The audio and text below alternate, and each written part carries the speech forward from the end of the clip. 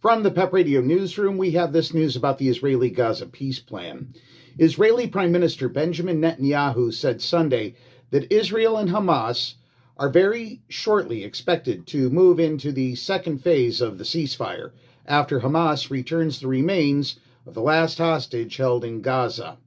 Netanyahu spoke during a news conference with visiting German Chancellor Friedrich Merz and stressed that the second phase, the disarming of Hamas and the demilitarization of Gaza, could begin as soon as the end of the month.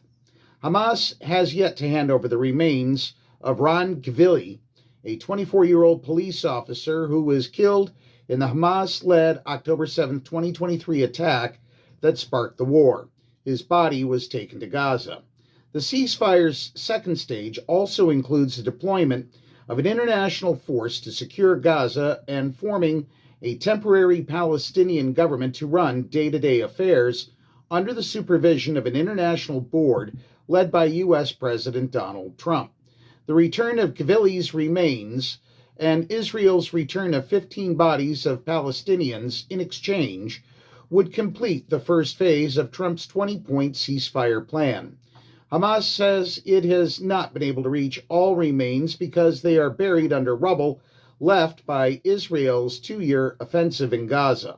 Israel has accused the militants of stalling and threatened to resume military operations or withhold humanitarian aid if all remains are not returned. A group of families of hostages said in a statement that we cannot advance to the next phase before Ran Gvili returns home. Netanyahu said few people believe the ceasefire's first stage could be achieved, and the second phase is just as challenging. As I mentioned to the Chancellor, there's a third phase, and that is to de-radicalize Gaza, something that also people believed was impossible. But it was done in Germany, it was done in Japan, it was done in the Gulf states, it can be done in Gaza too.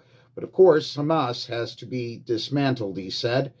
Merz said Germany, one of Israel's closest allies, is assisting with the implementation of the second phase by sending officers and diplomats to a U.S.-led civilian and military coordination center in southern Israel, and by sending humanitarian aid to Gaza. That's what we know for now. Reporting from the PEP Radio Newsroom, I'm David Moore.